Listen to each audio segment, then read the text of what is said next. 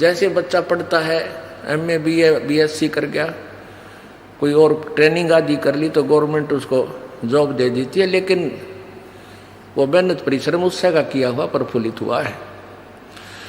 तो ऐसे ये आपको मूर्ख बना के और फिर आपके कर्म बिगड़वा देता है। जैसे ये जितने भी संत आए हैं, लाखों करोड़ों प्राणियों को मिसगाइड करने का दोष इन पर इतना गिर जाएगा कि कई लाखों वर्ष ये नरक में डाल दिए जाएंगे। आज ये अंडी पाके फिरे हैं, आज ये किसी की नहीं सुनते क्योंकि इनके पिछले पुण्य चल रहे हैं और लाखों करोड़ों व्यक्ति इनको प्रणाम करने वाले श्रद्धालु हैं और ना जाने कितना दान का वो आनंद ले रहे हैं।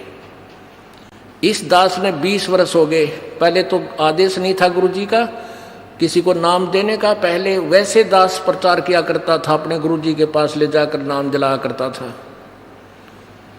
और सन 1994 से आज तक 16 वर्ष हो गए जो दास ने मजदूरी की है। गला मेरा खराब हो गया, शरीर भी कोई विशेष रहा नहीं, क्योंकि दिन रात मेहनत परिश्रम करने से कभी आहार किया कभी ना किया, और अभी तक ये चल रहा है। इतनी मेहनत करके इस परमात्मा की इस यथार्थ ज्ञान को, सत्य भक्ति को अब थोड़ा सा प्रभु की कृपा से उभारा है। दिन रात के परिश्रम से ये मुश्किल से ऊपर आ पाई है। पहले 3-3 टाइम सत्संग करता था यह दास, 3-3 घंटे 2.5 घंटे, एक दिन में 7 दिन का सत्संग करता था।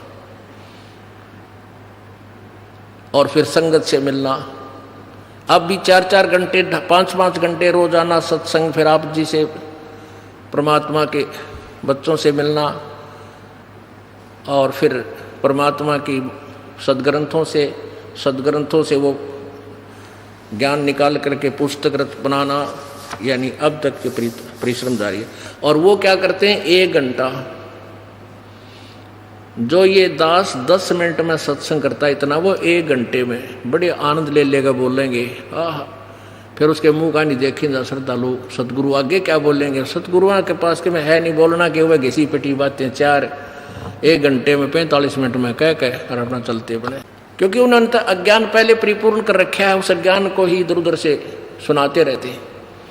और इस दास ने वो ज्ञान सुनाना है जो इन नकले गुरुओं ने गांव के गांव, पूरे शहर के शहर, अक्षेत्र का अक्षेत्र विनाश कर दिया। ऐसे कर्म जीव का लाजिए, ईब जड़े नहीं जाड़े। भेड़ पूछ को पंडित पकड़े, भादो नदी विहंगा। गरीबदास वैभव जल डूबे, नहीं साध सत्संगा। कबीर परमेश्वर की महिमा से परिचित होने के बाद आदरणीय गरीबदास साहिब जी ने परमेश्वर द्वारा दिए गए उस ज्ञान को कैसे बताया है कि भेड़ पूछ को पंडित पकड़े, ये भादो नदी विहंगा। गरीबदास वैभव जल डूबे, नहीं साध सत्संगा। कबीर परमेश्वर जी ने भी कहा है कि कबीर इस संसार को समझाऊं कै बार, और पूछ पकड़ के भेड़ किए उतरा चाव पार। जैसे दरिया से पार होना है, भादों के अंदर सबसे ज्यादा वर्षा होती है, और उस समय छोटी मोटी नदियां भी, छोटे मोटे नाले भी दरिया का रूप धारण करके चल पड़ते हैं।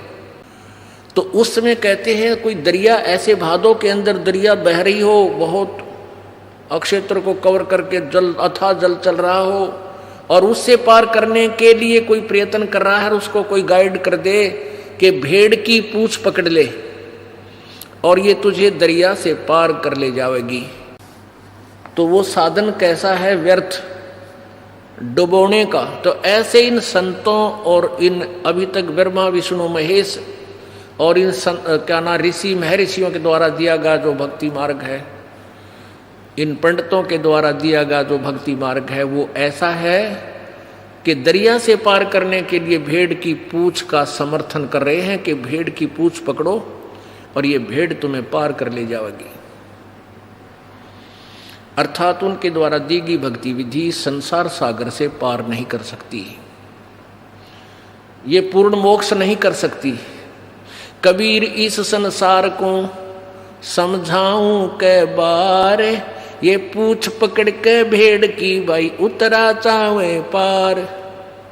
वही गरीबदास साहिब जी कह रहे हैं, भेड़ पूछ को पंडित पकड़े, ये भादो नदी विहंगा।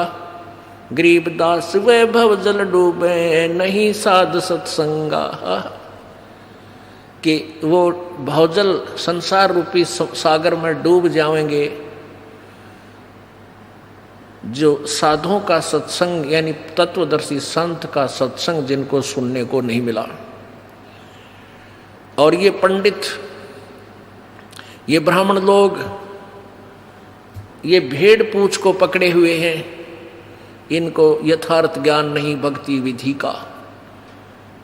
भेड़ पूंछ को पंडित पकड़े, ये भादो नदी विहंगा, विहंग माने बहुत ही विहंग, बहुत लंबी चौड़ी अथाह जल चल रहा है और उसमें से भेड़ की पूंछ पकड़ कर ये पार करना चाहते हैं। अब यहां फिर समस्या आ जाती है कि ब्राह्मणों को ज्ञान नहीं, क्या कबीर जी को ही ज्ञान था? हाँ, कबीर जी तो भगवान थे, ज्ञान तो छोड़ो वो भगवान थे, और इन ब्राह्मणों को ज्ञान नहीं था, भक्ति मार्ग का ज्ञान नहीं था। अब ये रह कर लालटेन दिखानी पड़ती है कि कहीं कोई मेरे साथ टकरा ना जावे।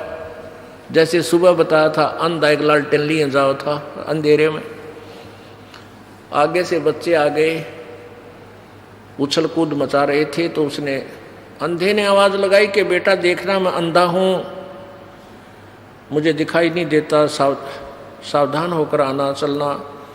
तो बच्चों ने पूछा, बाबा फिर लालटेन किस लिए ले रखा, तुम्हें दिखाई नहीं देता?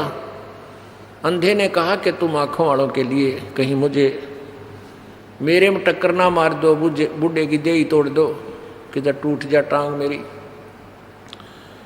और इस लालटेन के चानने में तुम मुझसे दूर से निकल जाओगे। तो ये लालटेन बार बार इसलिए दिखानी पड़ती है कि ब्राह्मणों को ज्ञान नहीं था, सतयुग के ब्राह्मणों को ज्ञान नहीं था, और कलयुग के ब्राह्मण तो राक्षस बताए। किसने? दास ने नहीं, श्रीमद देवी भागवत ने। ये देखो श्रीमद देवी भागवत, संक्षिप्त श्रीमद देवी भागवत, सचित्र मोटा टाइप, केवल हिंदी, संपादक हनुमान प्रसाद पोदार, चमनलाल गोस्वामी, प्रकाशक में मुद्रक हैं गीता प्रेस, गोरखपुर, गोविंद भवन कार्यालय, कोलकाता का संस्थान। इसके 414 पृष्ठ पे ये देखिएगा, छठा स्कंद, संक्षिप्त देवी भागवत, 414 पृष्ठ। जन्मेजय ने पूछा, महाभाग किस युग में कैसा धर्म का स्वरूप है? इस संपूर्ण विषय को तुम विशेष रूप से बताने की कृपा कीजिए। व्यास जी बोले, व्यास जी हैं राइटर ऑफ आल पुराण और वेद एंड गीता जी। राजन, यह निश्चय है कि सतयुग में ब्राह्मण वेद के पूर्ण विद्वान थे, उनके द्वारा निरंतर भगवती जगदम्बा की आराधना होती थी। भगवती का दर्शन करने के लिए उनका मन सदा ललायित रहता था। अब आपने देखा कि व्यास जी कह रहे हैं कि सतयुग के ब्राह्मण और वेद के पूर्ण विद्वान होते थे और वो दुर्गा की पूजा करते थे। और दुर्गा क्या कह रही है? 562 पृष्ठ पे, 562 पृष्ठ पे दुर्गा क्या कह रही है कि तुम ब्रह्म का जाप करो और सब बातें छोड़ दो और कोई भी पूजा के योग्य नहीं है। 7वां स्कंद, 562 पृष्ठ।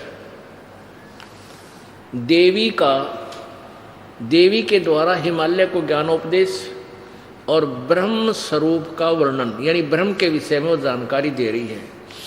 श्री देवी जी कहने लगी, पर्वतराज, उस ब्रह्म का क्या स्वरूप है यह बतलाया जाता है, जो प्रकाश रूप सबके अत्यंत समीप में स्थित हृदय रूप गुहा में स्थित होने के कारण गुहाचर नाम से प्रसिद्ध है और महान पद अर्थात परम प्राप्य है। वह समस्त संसार के ज्ञान से परे है, अर्थात किसी की बुद्धि माने वाला नहीं है, यह तुम जानो। जो परम प्रकाश रूप है, जो सूक्ष्म से भी अत्यंत सूक्ष्म है, जिसमें संपूर्ण लोक और उन लोकों में निवास करने वाले प्राणी स्थित है, वही यह अक्षर ब्रह्म है। वही सबके प्राण है, वही सबकी वाणी है और वही सबके मन है। वह यह परम सत्य और अमृत अविनाशी तत्व है। सौम्य उस वेदने योग लक्ष्य का तुम वेदन करो, मन लगा कर उसमें तन्मय हो जाओ। सौम्य उपनिषद में कथित महान अस्त्र रूप धनुष लेकर उस पर उपासना द्वारा तीक्ष्ण किया हुआ बाण संधान करो और फिर भावानुगत चित्त के द्वारा उस बाण को खींचकर अक्षर रूप ब्रह्म को ही लक्ष्य बनाकर वेधन करो। परवर्ण यानी ओम उसका धनुष है, जीवात्मा बाण है और ब्रह्म को उसका लक्ष्य कहा जाता है। उस एकमात्र परमात्मा को ही जाने, दूसरी सब बात छोड़ दो।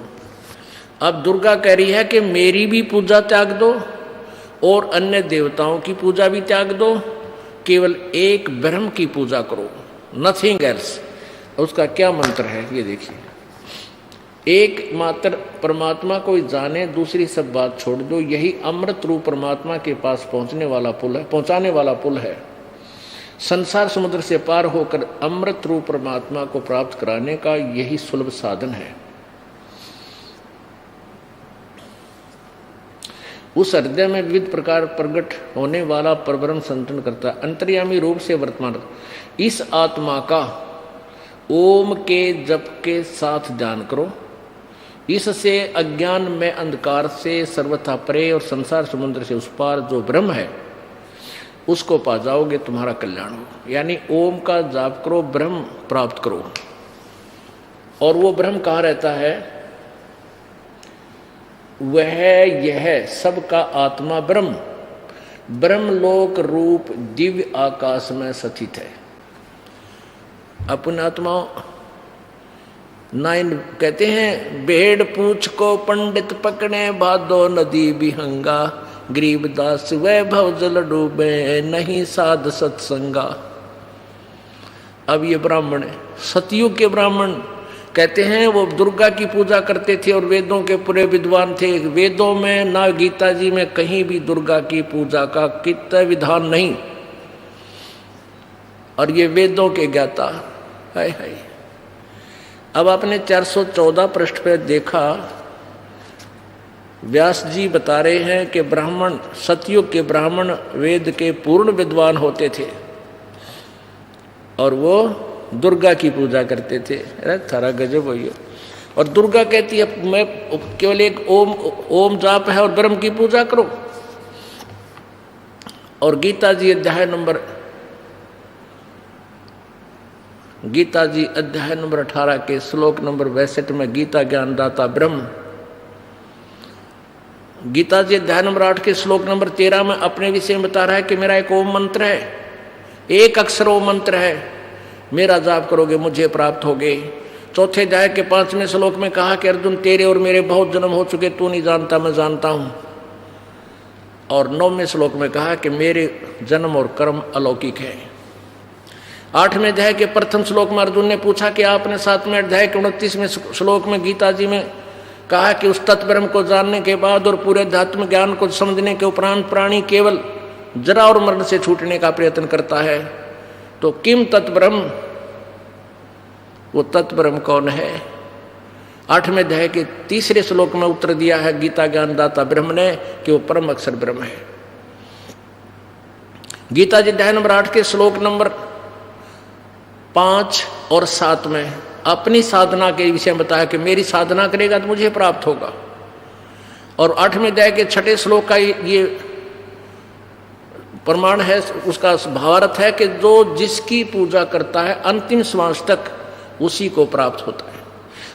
8वें अध्याय के 8, 9 और 10 3 श्लोकों में उस परम अक्षर ब्रह्म की साधना के लिए कहा कि उसकी पूजा करेगा तो उस परम दिव्य पुरुष परमात्मा के पास पहुंच जाएगा। उसके जाप का मंत्र 17वें अध्याय के 23वें श्लोक में गीता जी में कहा है कि ओम तत्सत इति निर्देश है।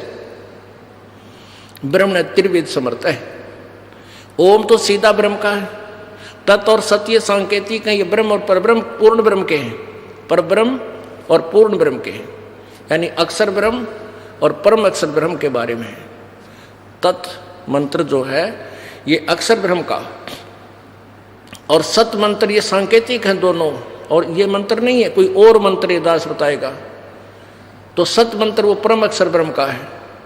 इन तीनों मंत्रों के जाप से पूर्ण ब्रह्म की प्राप्ति होगी। तो ब्रह्म कहता है उस परमेश्वर की पूजा करो, उस परमेश्वर की शरण में जा जिसकी कृपा से तू परम शांति और शाश्वत स्थान को प्राप्त होगा। और ये ब्राह्मण जो के वो दुर्गा की पूजा करते थे और वेद के बड़े पारगामी विद्वान थे, पूर्ण विद्वान थे, टट्टू थे वह। अब देखो ये छठा जो है छठा स्कंद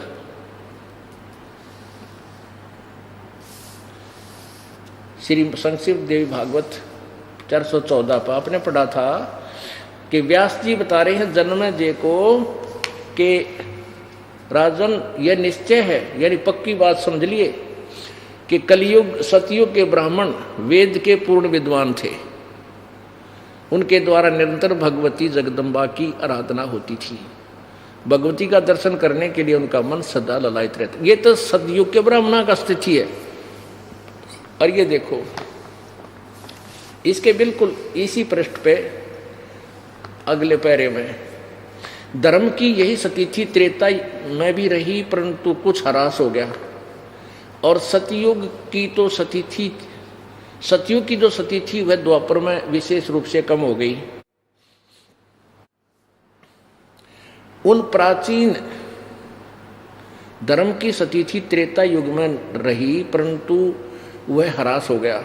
सतयुग की जो सती थी वह द्वापर रूप में विशेष रूप से कम हो गई। राजन उन प्राचीन युगों में जो राक्षस समझे जाते थे वे कलयुग में ब्राह्मण माने जाते हैं।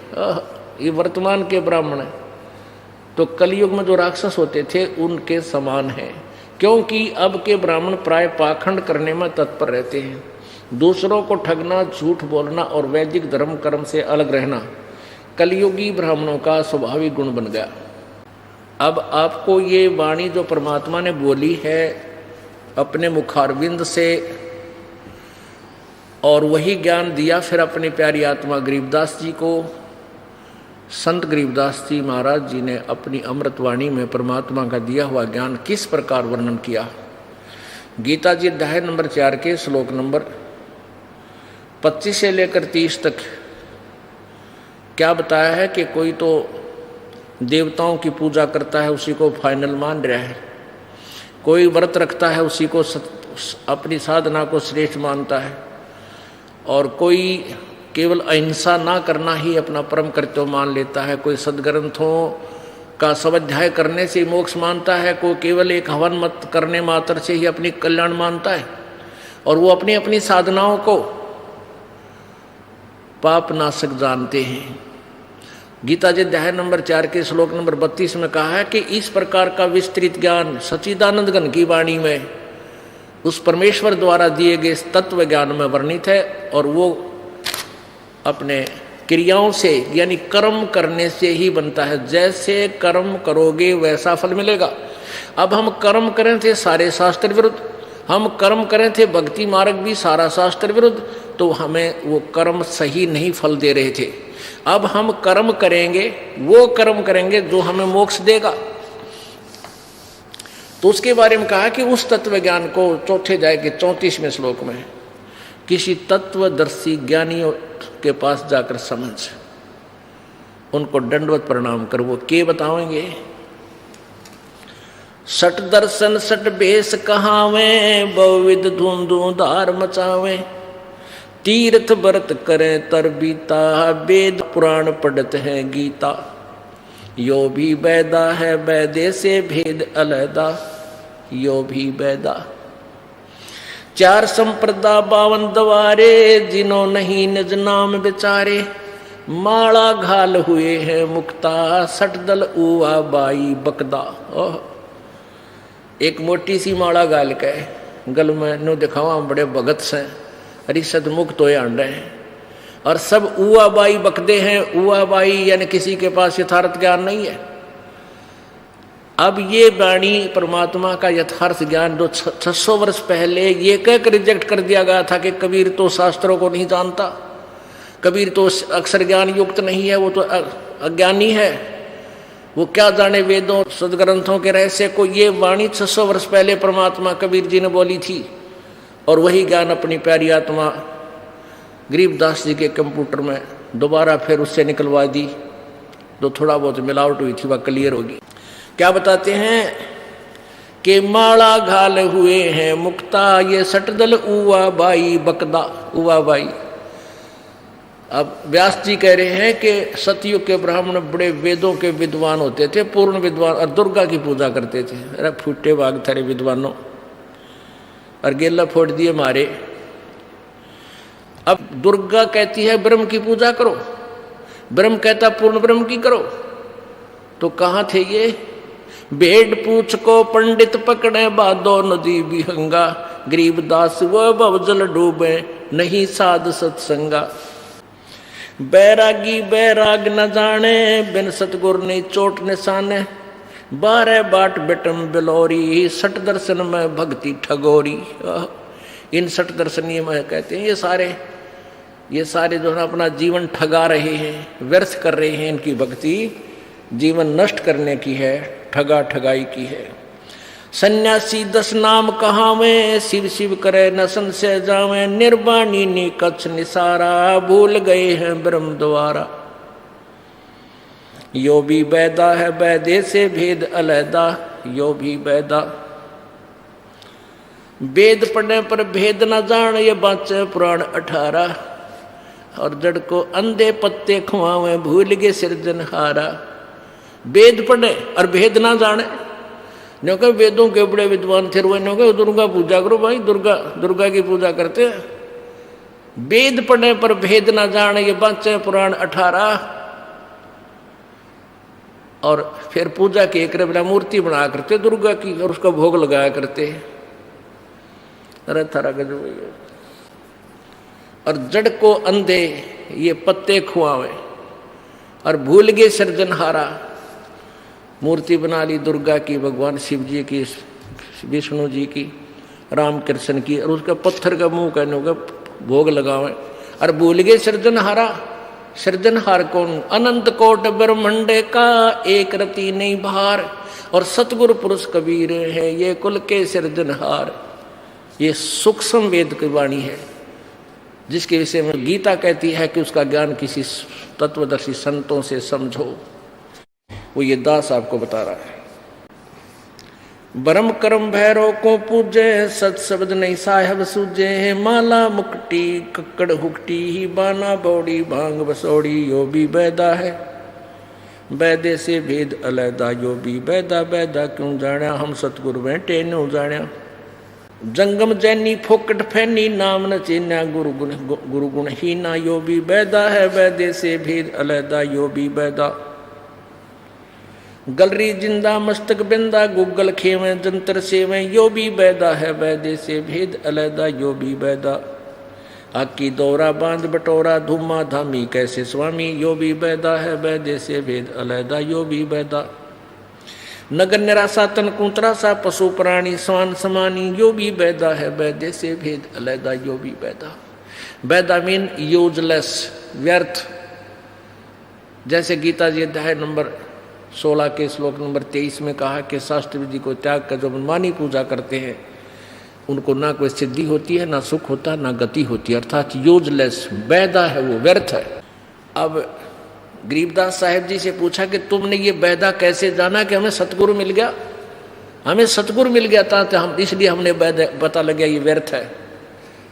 और वही वेद बताते हैं, परमेश्वर की वाणी में लिखा कि सतगुरु बिन काहू न पाया ज्ञाना, जो थो था घुस छड़े किसाना, और गुरु बिन वेद पढ़े जो प्राणी, समझे ना सार रहे अज्ञानी। ओए होए।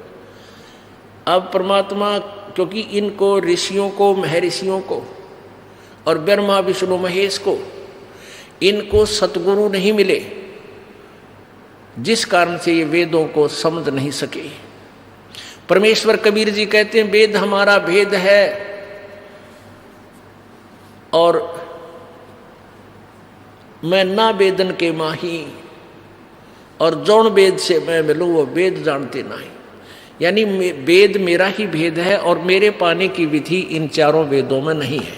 और जौन से वेद से मुझे पाया जा सकता है 5वें वेद से, वो चारों वेद जानते नहीं। अपने आत्माओं, यजुर्वेद अध्याय नंबर 40 के श्लोक नंबर 10 से और 12 तक 13 तक ये स्पष्ट किया है कि कोई तो परमात्मा को जन्म उत्पन्न होने वाला कहता है, कोई वो कहता है वो उत्पन्न ना होता, स्वयंभू है। और कोई अक्षर ज्ञान, जिसने किसी भाषा का ज्ञान हो गया, संस्कृत पढ़ लिया आ गई, वो तो विद्वान। और जिसको भाषा का यानी अक्षर ज्ञान नहीं है, भाषा का ज्ञान तो है, क्योंकि भाषा कोई न कोई तो जब हम बोलते हैं अपने ज्ञानों का ज्ञान विचारों का आदान प्रदान करने के लिए, लेकिन जिनको अक्षर ज्ञान नहीं उसको अविद्वान बोल देते हो। नहीं, ये विद्वान और अविद्वान की परिभाषा नहीं है। उस विद्वान और अविद्वान की परिभाषा भी वो तत्वदर्शी संत बताओगा कौन विद्वान है और कौन अविद्वान है। परमेश्वर कबीर जी और वो महापुरुष आदरणीय गरीबदास साहिब जी, आदरणीय नानक साहिब जी, आदरणीय गीसा साहिब जी, आदरणीय दादू साहिब जी, आदरणीय मलुकदास साहिब जी, आदरणीय धर्मदास साहिब जी, इनको संस्कृत ज्ञान ना होते हुए विद्वान थे। ये विद्वान थे क्योंकि ये परम उस तत्व से परिचित हो चुके थे, साक्षात्कार हो चुका था प्रभु का। वेद पुराणी कथा कहानी पढ़ पढ़ भूले अर्थ न खुले, यो भी वैदा है वैदे से भेद अलैदा।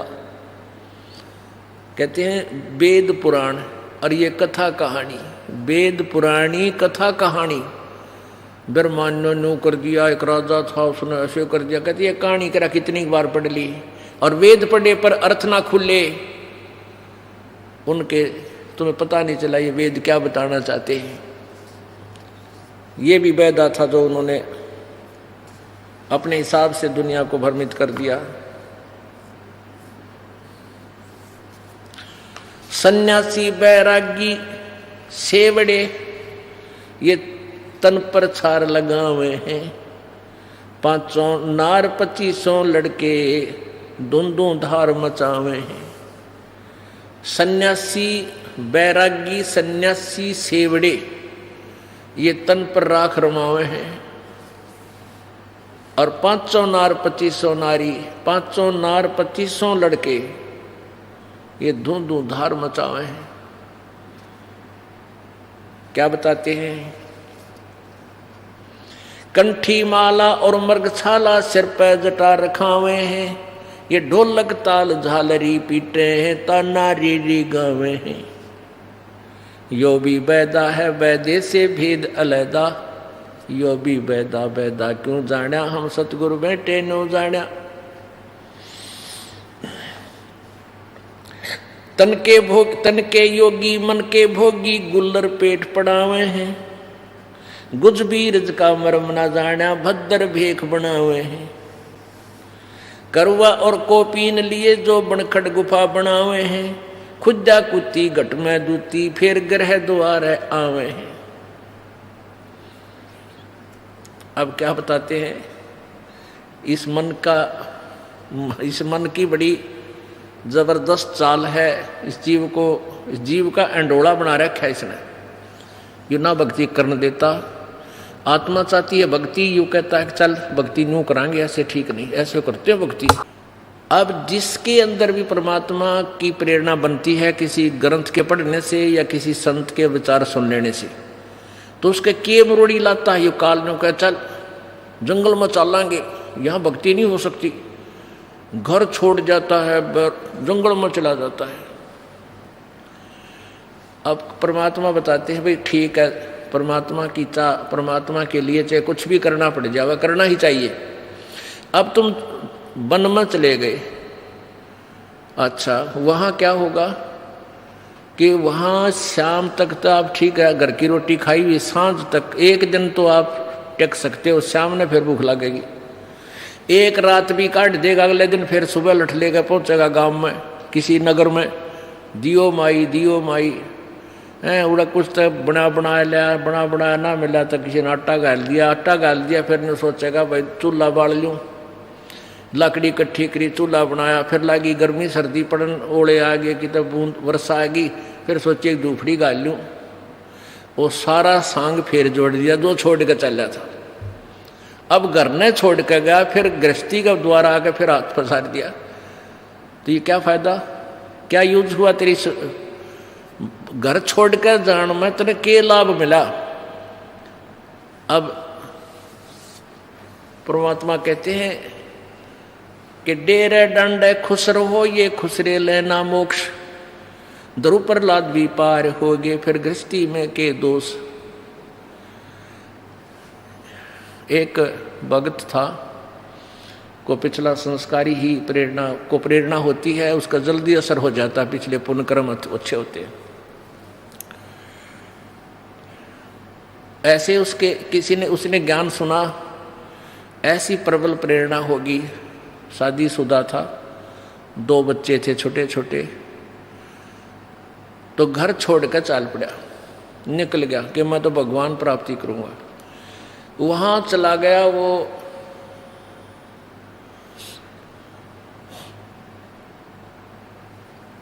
किसी संत के पास जाकर शिष्य बन गया। अब उनको पता होता है कि ये ताज़ा ताज़ा आया है, इसको यहीं रखना ठीक है, तो उसको अपने आश्रम में रखा उस संत ने, और 8-10 वर्ष तक आश्रम में आप मांग के लावे और उसने वहाँ भोजन करावे, उसको बाहर नहीं जाने दिया।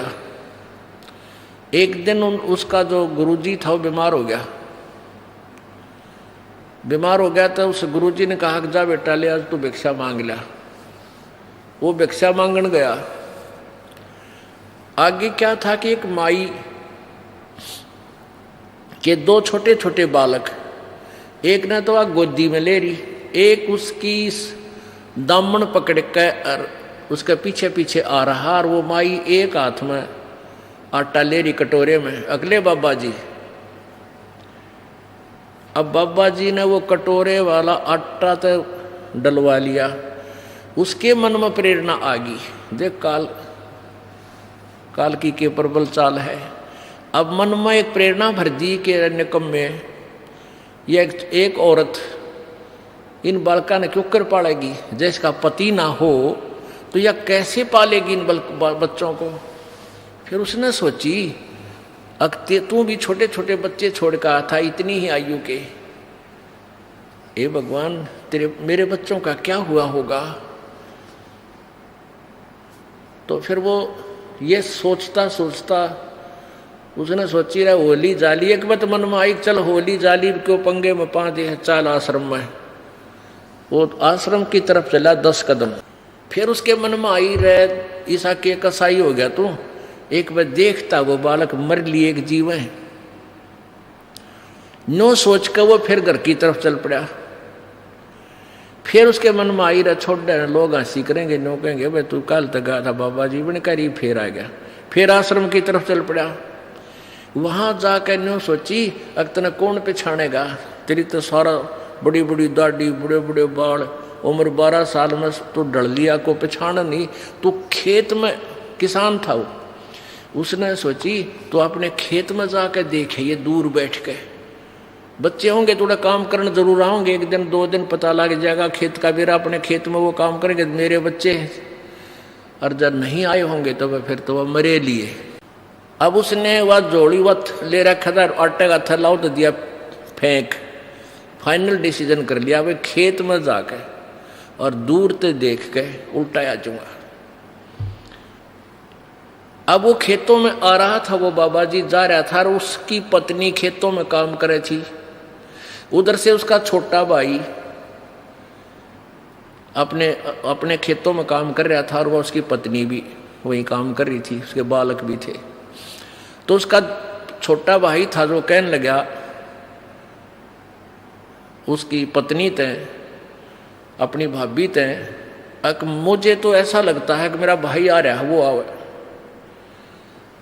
वो उसकी पत्नी कहने लगी तू सारी आण मजाक मत करा कर, हंसी ना करा कर, तो सारी आण क्यों मेरे दिल ने दुखावे है। अगना सच्ची कहूँ देख वो आने लग रहा, मन तो चाल उससे कैसी लागे है।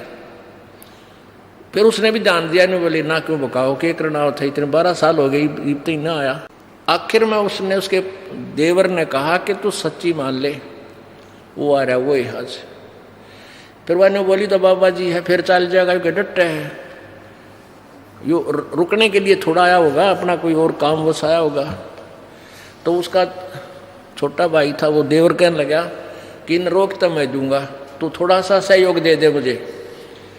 उनके एक साज ले डोले पे दोनों का जो खेत का बीच की मैड थी उस पर एक शीशम थी। वह शीशम थी बाबा जी वाले खेत में कम से कम भी 5 फुट। और उसका छोटा भाई यानी कहने लगा कि मैं इस शीशम ने काटूंगा। अच्छी भारा पेड़ हो रही थी और तू उन्हें बतला लिया कि ऐसे कह देना। अब वो कुआड़िया लेकर जो हाली रखा एक छोटा सा कुआड़िया, वो कुआड़िया लेकर वो लाग गया शीशम काटने। और वो लागी रोड़ा मचान, कहने लगी देख आज मेरा कोई ना आगा पाछे, मेरा आज धनी होता तू क्या शीशम न काट लेता। देख 5 फुट मेरे कानी है और फिर भी न्यू कहे मेरी है या अपनी कह के काटे देखो रे लोगो। अब वो बाबा जी कति निकट आंख है और जुआर के वहां बैठ कर सुने सारी बात के रोड़ा माच रहे इनका। तो उसका पक्की समझ में उसने सारी कहानी से परिचित हो गया कि मेरा भाई जबरदस्ती कर रहा है और देख कितनी कीमत की शीशम ने और काटन लाग रहा। और न्यू कह मेरे में यार देखो या तो मन्ना बोई थी और मेरे खेत में 5 फुट मेड़ से भी दूर है डोले थे। और वह रोए एक लोहे बैठ के, तो वो तो उनका एक सांग था। तो बाबा जी कहने लगा रहे मैं आ लिया हूं, एकली मत समझिए, एकली मत जानिए, आ लिया हूं मैं। उसने देखा भाई कौन है तू, वो लिकड़ा उस जुआर में तो बाहर, भाई कौन है तू? आगे शीशम वाला ने बोला शीशम वाला है, बकवास करे बाबा जी, हट जा, बिरानी लड़ाई में नहीं बढ़ा करते, तू अपना काम कर जा। बजले राम की तरह बैठ के ने बोला अरे तने नाश कर दिया है, और तू इतना जालिम आदमी, ये मेरा खेत शहर में वो फलाना हो। ने बोला तू जाना पिटेगा, मैं गाँव वाले बुला लूंगा, मेरा भाई सा थोड़ा ही था। अब उन्हें सोची भाई वो पहचान नहीं रहा, हर गाँव वाले भी नहीं पहचाने, तेरी पिटाई होगी। उड़ा खेता में एक नाई आ रहा था, आड़ी के बाल काटते था, वहां पहुंच गया जानदे। उस आड़ी ने बोला भाई मेरे बाल काट। बोला कौन है? बोला भाई मैं फलाना आदमी हूँ। बोला की बात? बस तू जल्दी काट भाई, नाई बात बिगड़ गई, नाश हो गया। उसने 2 मिनट लाई, वो उस तरह फेर दिया, डाढ़ी में कर दिया काम, और जी साथ हाउस बना दिया। अब वो पहुंचा फिर अपने भाई दौरे ने बोला देख आ गया पहचान में, अरे आइए मेरा भाई, आइए मेरा भाई, कोड़ी का भर लिया। ने बोला भाई मन गलती होगी मेरा पे। और ऐसे ऐसे कहने का भाव यो है, वो चौधरी साहब फेर उड़े जहाँ से था जैसे थे। अब परमात्मा कहते हैं कि मन के बारे बन गए और बनतज बस्ती माँ, कह कबीर के करयू मन त मानना।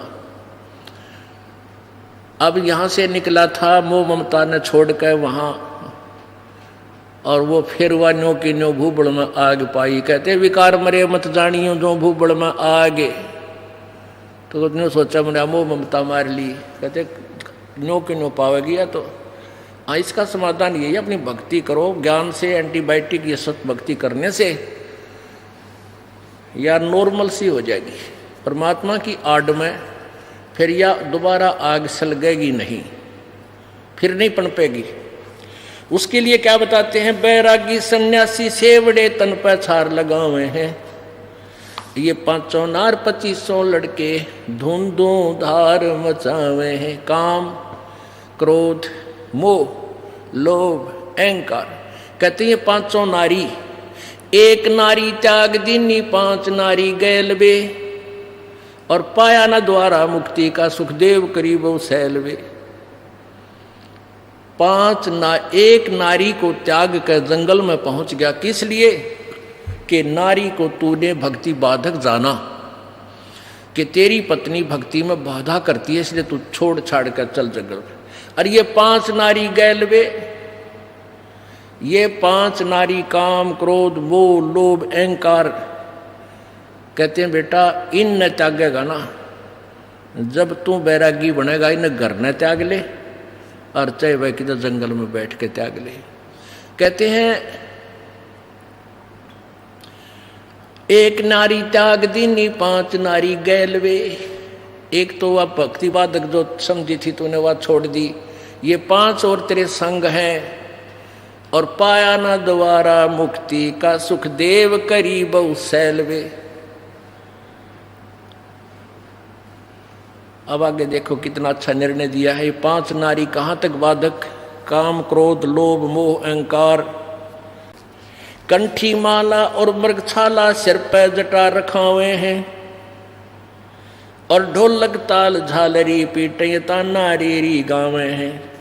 यो भी बैदा है बैदे से भेद अलैदा, यो भी बैदा बैदा क्यों जाना, हम सतगुरु भेंटे न्यू जाना। करवा और कोपीन लिए जो बनखड़ गुफा बनावे हैं, और खुदा दूती घट में कुत्ती फिर गृष्टि दुआरे जावे हैं। घर छोड़ कर अंडी पाके जंगल में गुफा बना ली, भूख लगी फिर दिए माई गृहस्थी का गए फिर हाथ पसारे, के सांग काट रखा। यानी भक्ति का और साधना का प्रारूप बदल दिया न ज्ञानियों ने, सदग्रंथों से अपरिचित होने के कारण। खाकी और निर्बानी नागा सिद्ध जमात चलावे हैं, रणसिंगे तुरही तुतकार गागड़ भांग घुटावे हैं। काशी गया प्रयाग बहुत दित जगन्नाथ को जावे हैं, लोहागर पुष्कर पर से है द्वारका दाग दगावे हैं। यो भी बैदा है बैदे से भेद अलैदा, यो भी बैदा। तीर तुपक तलवार कटारी जमदड़ जोर बधावे हैं, हर पैड़ी हर हेत न जाना वाजा तेग चलावे हैं। काटे शीस नहीं दिल करुणाए जग में साध को आवे हैं, जो जन उनके दर्शन को जावे उनको भी नरक पठावे हैं। यो भी बैदा है बैदे से भेद अलैदा, यो भी बैदा। एक समय हर की पैड़ियों पर और कुंभ के पर्व का एक अवसर हुआ। जैसे अब ये 13-14 अप्रैल को हरिद्वार के अंदर फिर से कुंभ का मेला, कुंभ का स्नान है। तो उसमें क्या करते हैं सन्यासी, यानी ये नाथ औगड़, ये कनपाड़े, कति नगन, ये सन्यासी जो बोलते हैं अपने आप को, ये तो एक अलग अलग अपने समुदाय में इकट्ठे हो जाते हैं। और वैष्णव जो विष्णु जी के उपासक हैं वो अलग से। तो फिर ये स्नान करने चलते हैं अपने अपने पूरे टोल में, अपने एक ग्रुप में इकट्ठे हो जाते हैं, फिर वो स्नान करने के लिए चलते हैं। बहुत पुराने समय की बात है। तो उस समय सबसे पहले नागा जो तमोगुण शिव के उपासक हैं वो स्नान करने के लिए भर की पैड़ियों पर खड़े हो गए। पीछे से विष्णु जी के उपासक, ये सतगुण विष्णु के उपासक, ये वैष्णव संत आ गए। पूरा समूह, हजारों, कई हजारों की संख्या में, 20-20 हजार, 30-30 हजार इकट्ठे होकर आते हैं ये। तो वैष्णवों ने कहा उन नागाओं को कि भी नागा तुम बाहर आओ, पहले हम स्नान करेंगे, तुम बाद में स्नान करना, हम श्रेष्ठ हैं। नागा बोले नहीं, हम श्रेष्ठ हैं, हम त्यागी और बैरागी हैं, हम नी इच्छा हैं, हम वस्त्र भी धारण नहीं करते हैं, हम सर्वश्रेष्ठ हैं। विष्णु कहने लगे तुम टट्टी के हाथ भी ना धोते, शरण फिरडो, बाहर मरो पशु की तरह नंगे हंडन लाग रहे, तू कहे कि श्रेष्ठ हो, और हम स्नान करेंगे पहले। अब वो नहाना तक गए भूल, आपस में झगड़ा शुरू हो गया। तीर निकाल लिए, तलवार निकाल ली, कटारी घोंप दे एक दूसरे में, लठ ठा गया, लठ मार दिया, ऊँठाठा फेंक दिए एक दूसरे ने गंगा में, यानी गंगा के पानी को लाल कर दिया। और 25,000 हुए, ये डांगर कटका मर गए। ओए होए। अब इनको सन्यासी कहें, इनको बैरागी कहें?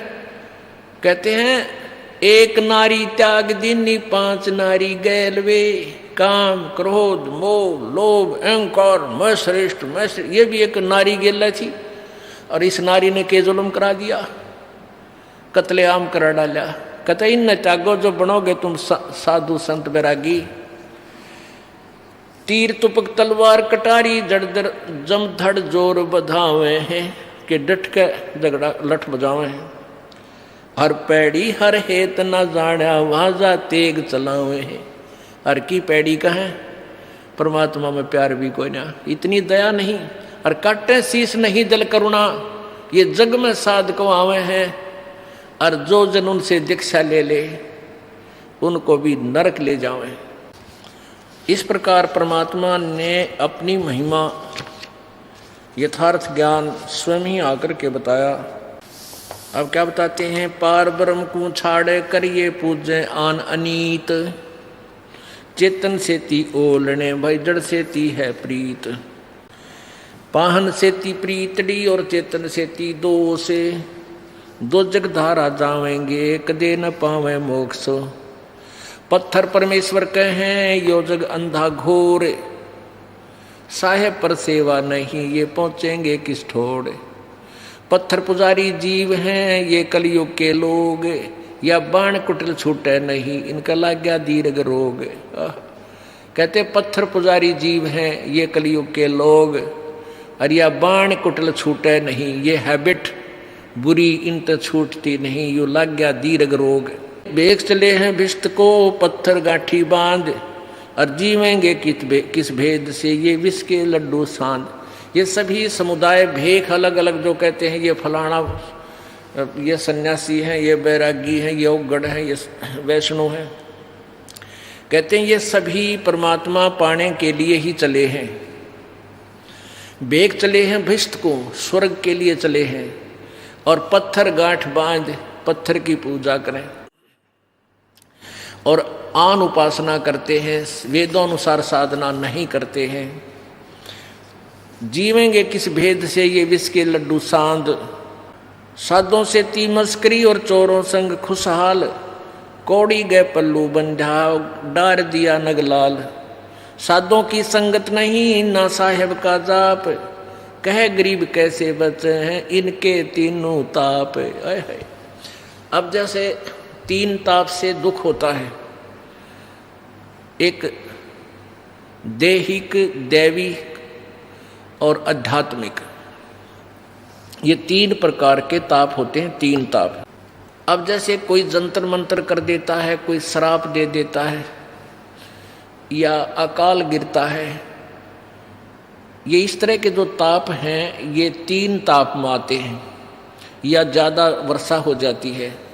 तो परमात्मा कहते हैं कि तुम साधुओं की संगत नाही ना साहेब का जाप, कहे गरीब कैसे बचे हैं उनके तीनों ताप, तुम कौन राम का जपते जापम तात कटे ना तीनों तापम।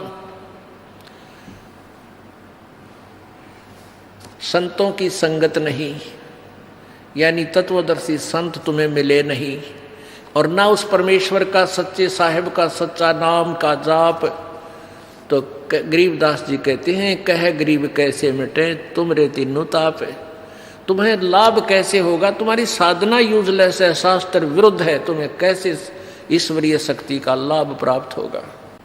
साकट नगरी ना बसो हाँ ना लगसी हंस, प्रगट के समझाव हूँ चंदन के डिगबंस। साकट से ती साख क्या ये रावण कंसा बूझ, अरणक सिपु और बाली से ये मारे प्रकट गूंज। चतुराई चूल्ह पैड़ो ये चारों वेद बिटम्ब, और साकट सगा न भेटियो भाई आकों लगे न अम्ब।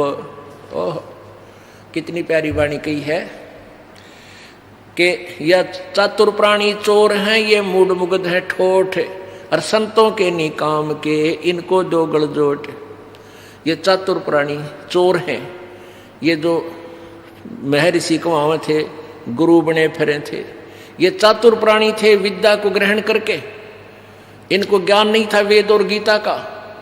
और मूढ़ व्यक्ति जो आंखों देखकर भी इन प्रमाणों को नहीं मानेगा वह मूढ़ मुग्ध है ठोठ, जो कुछ भी करने के को ना कहते वो हमारे काम के नहीं है, जो आंखें देखकर भी नहीं मान रहे सदग्रंथों में प्रमाण, और फिर भी उन्हीं के चपट रहे हैं उन चातुर प्राणियों के, उन चोरों से लिपटे हुए हैं। कहते उनके गल जोट दो, उन्हीं के साथ बंदे रहे भगवान, दोनों नरक में जा। चातुर प्राणी चोर हैं ये मूढ़ मुग्ध हैं ठोठ, और संतों के निकाम के उनको दो गलजोट। गलजोट माने एक कर सिद्ध बांध दे दोनों माने। अब यहां क्या बताते हैं, चतुराई चूल्हे पढ़ो ये चारों वेद बिटम्ब, और सकट सगा न भेटियो भाई आको लगे न अम्ब। या चतुराई चूल्हा पढ़ो। अब इन्होंने वेदों, जैसे यू महर्षि दानंद था, अब यू चतुर तो गणा बन गया था, वेद ज्ञान इसने था को नहीं। और ऐसे ही सतयुग के ब्राह्मण देख लो, जो के बड़े विद्वान थे, दुर्गा ही पूजा करते थे। कहते इसी चतुराई का आग लगाए, और चारों वेद बिटम्ब, चारों वेदों के अंदर भी इनकम्प्लीट नॉलेज है, ये भी हमें पार करने का नहीं है। और सकट सगा न भेटियो आंखों लगे न अम्ब। ओह, कहते हैं भगवान सकट तो रिश्तेदार भी नहीं मिलना चाहिए जो भक्ति में बाधक हो जा, क्योंकि आंख के आंब नहीं लग गया करते। सकट से कितना ही धनवान हो, चाहे वो मंत्री हो, चाहे मुख्यमंत्री हो, चाहे प्रधानमंत्री हो, चाहे पृथ्वी का राजा हो, और चाहे इंद्र के समान सुख हो उसको, परमात्मा कहते हैं जो भक्ति बाधक साकट हमने ऐसा रिश्तेदार भी ना मिलाइयो भगवान, वो गरीब रिलेटिव बढ़िया हमने जो भक्ति करता हो। रत्न जड़ाऊ मंदिर है लखियो जन स्थान, और सकट सगा ना भेटियो चाहे हो इंद्र समान। पुण्यात्मा हम तो देखा हाँ, ये माया के धनवंतों को अपनी बेटी का ब्याह करें जब, या लड़के ने ब्याह जब ने देखा अगले का कितना धन से तन्ने कितना मिलेगा। कहते हैं आग लगे ऐसे रिश्तेदार का जो भक्ति से दूर हो, और दूसरे के धन पर जो इच्छा करता है वो भक्त नहीं हो सकता, उसको 7 जन्म भी भक्ति लाभ नहीं मिल सकता, क्योंकि परमात्मा ने जो निमित्त में लिखा है या तूने जो शुभ साधना की है ये तेरी मौज करेगा। अब क्या बताते हैं कि रत्न जड़ाऊ मंदिर हैं, जैसे चिप्स लगाते हैं ना, चिप्स द्वारा का वो लगा करते रोड़ी सी चिपका देते हैं। कहते हैं इस ऐसे उन रोड़ियों के स्थान पर रतन लगा रखे हों पूरे महल में, और लख योजन यानी 4 लाख कोसमय का उसका मकान हो, और सारे में रतन जड़ रखे हों, यानी इतना पैसे वाला हो, चाहे इंद्र के तुल, स्वर्ग के राजा के तुल उसके ठाठ बाट हों। कहते साकट सगा ना भेटियो चाहे हो इंद्र समान। अब आगे उन साकटों क्या क्या प्रमाण देते हैं। चतुराई चूल्हे पढ़ो ये चारों वेद बिटम्ब, साकट सगा ना भेटियो आंखों लगे न अम्ब। साकट चारों वेद हैं ये साकट द्वादश पंथ, साकट पंडित पीर हैं ये ही जम के दंत। अब ये चारों वेद भी साकट बता दिए परमात्मा ने। क्यों? क्योंकि इनमें पूरा ज्ञान नहीं है और काल के जाल में रखने तक ही सीमित नॉलेज है। ओम डाम का जाप फाइनल है, ब्रह्म इसका फाइनल गॉड बता दिया इन्होंने, अपने हिसाब से जो सेटिंग इन्होंने की, लेकिन इसमें उस तत्व ज्ञान का मार्ग नहीं है। इन्होंने ऑप्शन छोड़ दिया कि उसके लिए तत्वदर्शी संतों को पूछो, तो इसलिए वो तत्वदर्शी संत ना मिला। ऋषियों ने अपने आप निष्कर्ष निकाल लिया कि ओम का नाम और ब्रह्म पूज्य, जबकि ब्रह्म कहता पूज्य तो कोई और है। तो इसलिए इन चारों वेदों को भी साकट ही, जो भक्ति में बाधक हो, मोक्ष में जो बाधक है वो साकट बताया है। साकट चारों वेद हैं ये साकट द्वादश पंथ, ये 12 पंथ भी साकट हैं। कौन से? जैसे एक कबीर सागर में आपने देखा 12 पंथ, एक वो नारायण दास का, वो चूड़ामणि जी का पंथ, जागू पंथ, ये 12 पंथ है। ये इनकम्प्लीट नॉलेज है, ये भी साकट हैं, यानी पूर्ण मोक्ष नहीं है। और ना दूसरे की मानने, अपनी बात पर अडिग रहते हैं जो उन्होंने लोक वेद ग्रहण कर रखा है। आइए अब हम उन श्रद्धालुओं के अनुभव जानते हैं जो जगत गुरु तत्वदर्शी संत रामपाल जी महाराज जी से दीक्षा प्राप्त कर चुके हैं तथा उनके द्वारा बताए गए भक्ति मार्ग पर चल रहे हैं। बहन जी नमस्कार। नमस्कार सर। क्या नाम है जी आपका? जी मेरा नाम नेहा अग्रवाल है। नेहा जी कहाँ से आए आप? मैं पठानकोट पंजाब से आई हूँ। संत रामपाल जी महाराज से कब जुड़े आप? जी मैं संत रामपाल जी महाराज से 17 अप्रैल 2013 में जुड़ी थी। संत रामपाल जी महाराज से नाम दीक्षा लेने से पहले आप क्या भक्ति साधना करते थे? सर संत रामपाल जी महाराज से जुड़ने से पहले हम अन्य देवी देवताओं की भक्ति करते थे। और जो मेरे पेरेंट्स थे हम भोलेनाथ जी के पुजारी थे, कह सकते हैं आप। और मेरे पेरेंट्स सुबह 4 बजे उठ के मंदिर धोने जाते थे वहाँ पे। और यही हम सारी देवी देवताओं को पूछते थे, गुरुद्वारा जाते थे, और जो भी रिलीजियस प्लेसेस है हम वहाँ सब पे जाते थे। आप इतनी सारी परेशानियों से गुजर रहे थे, आपका परिवार इतने दुखों से घिरा हुआ था, तो फिर आपको संत रामपाल जी महाराज के बारे में कैसे पता चला? जी, संत रामपाल जी महाराज के बारे में मेरे फादर गए थे, कुरुक्षेत्र मेला था वहाँ पे। तो वहाँ पे उनको कुछ बच्चे सेवा कर रहे थे ज्ञान गंगा पुस्तक की, तो वहाँ से उनको ज्ञान गंगा पुस्तक मिली थी।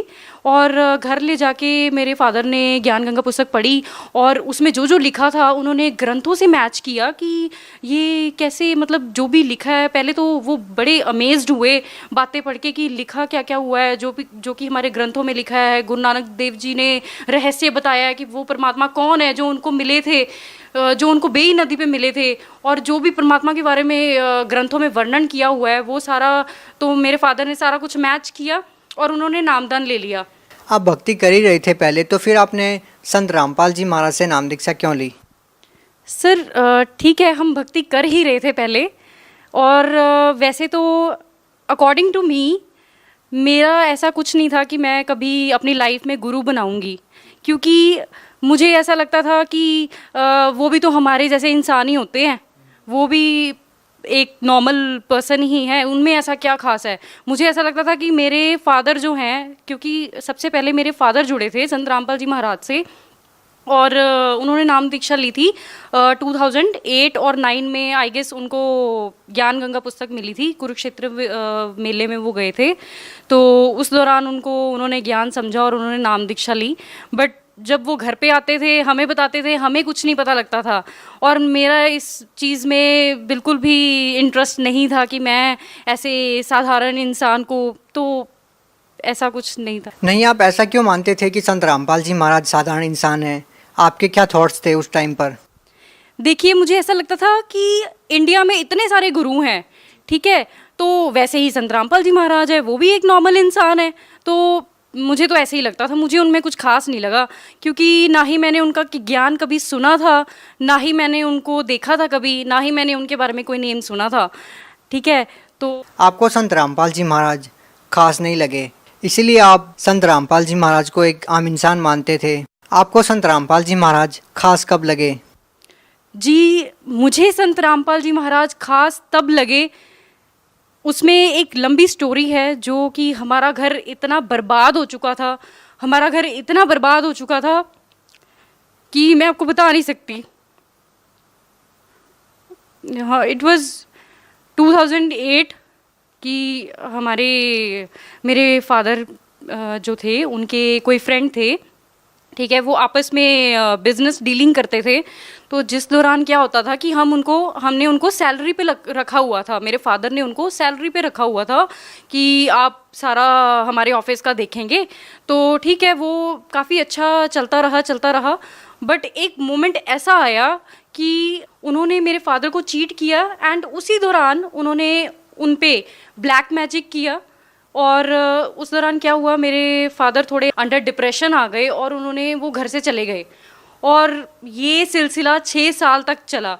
ये मतलब हमने इतने दुख देखे इन 6 सालों में, इतने फाइनेंशियल क्राइसिस हमारे ऊपर आए हैं, और जो भी हमारी इन्वेस्टमेंट थी, हमारा टोटल बिजनेस लॉस हो चुका था।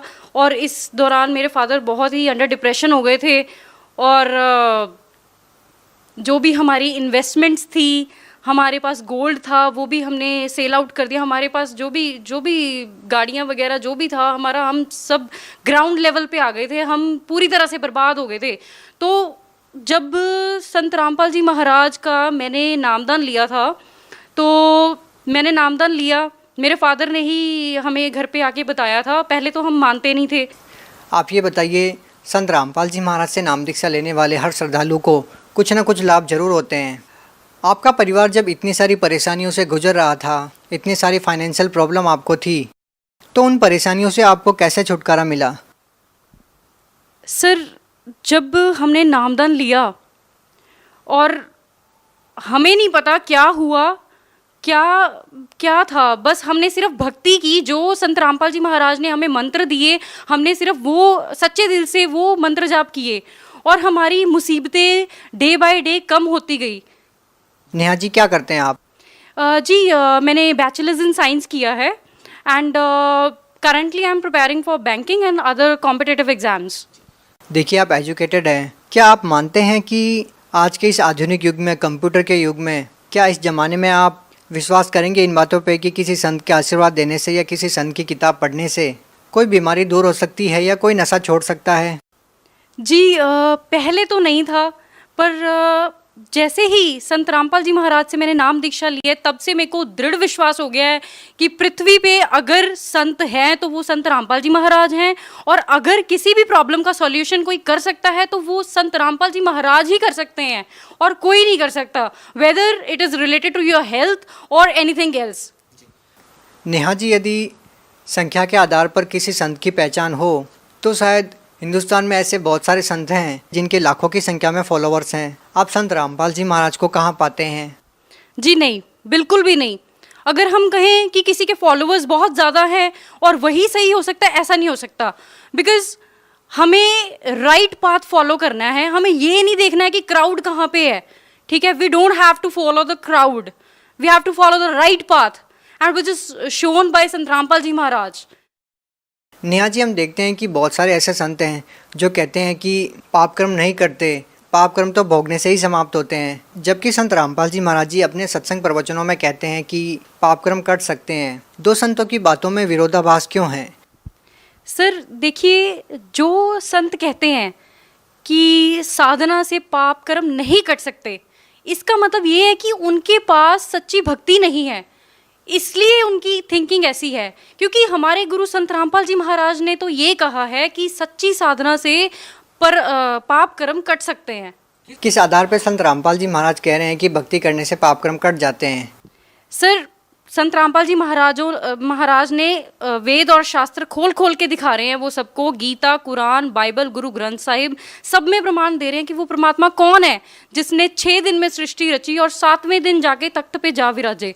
मेरा प्रश्न इन धर्मगुरुओं से ये है, नकली धर्मगुरुओं से ये है कि वो कहते थे कि आपके पाप कर्म है, ये जो आपको दुख है ये आपके पाप कर्म है जो आपने किए हैं, ये तो कभी कट ही नहीं सकते। तो अब संत रामपाल जी महाराज से जब से मैंने नाम दीक्षा ली है तब कैसे कट गए, बताइए मुझे कैसे कट गए। मेरा मानना ये है कि अगर हम शास्त्र अनुसार भक्ति करेंगे तो हमारे सारे पाप कर्म कट सकते हैं। आप भगत समाज को क्या संदेश देना चाहते हैं? जी, मैं भगत समाज को यही संदेश देना चाहती हूँ कि आप संत रामपाल जी महाराज के ज्ञान को समझें, उनको एक बार सुनिए ज़रूर, उनका सत्संग ज़रूर सुनिए। अगर आप नेगेटिव वे से भी देखना चाहते तो देखिए ज़रूर, वेदर इट्स पॉजिटिव और नेगेटिव, वो आपका अपना डिसीजन होगा कि आपको वो सही लगते हैं, वो गलत लगते हैं। आप देखो तो सही एक बार कि वो कह क्या रहे हैं, what he is trying to convey the message. अच्छा, हम आपसे ये जानना चाहते हैं कि संत रामपाल जी महाराज से नाम दीक्षा लेने से आपको क्या क्या लाभ मिले, क्या क्या अनुभव हुए? जी, सबसे बड़ा लाभ संत रामपाल जी महाराज से नाम दीक्षा लेने के बाद तो हमारा ये था कि हमारा घर जो नरक बन गया था वो पूरी तरह से संत रामपाल जी महाराज ने स्वर्ग बना दिया है। आज की डेट में हमारे घर में पूरी शांति है, हर तरीके के लाभ परमात्मा ने हमें दिए हैं, वेदर इट इज़ इकोनॉमिकली और हेल्थ इश्यूज़ हो, कोई भी हो। जो मेरे ब्रदर थे वो काफ़ी ड्रिंक वगैरह करते थे और नशा भी करते थे थोड़ा बहुत, और वो भी परमात्मा की दया से उन्होंने छोड़ दिया है। जो श्रद्धालु संत रामपाल जी महाराज से नाम दीक्षा लेना चाहते हैं वो उनसे नाम दीक्षा कैसे ले सकते हैं? जी, जैसे कि साधना चैनल पे जो सत्संग आ रहा है इसके नीचे एक पीली पट्टी आ रही है, इसके ऊपर फ़ोन नंबर्स दिए गए हैं एंड आप ज्ञान गंगा बुक ऑर्डर कर सकते हो और जीने की राह ऑर्डर कर सकते हो। आप पहले उस पुस्तक को पढ़िए, ज्ञान समझिए संत रामपाल जी महाराज कहना क्या चाह रहे हैं, तो फिर आप उसके बाद सब कुछ सोच समझ के संत रामपाल जी महाराज की शरण में आइए और अपने दुखों का निवारण करिए। जी धन्यवाद।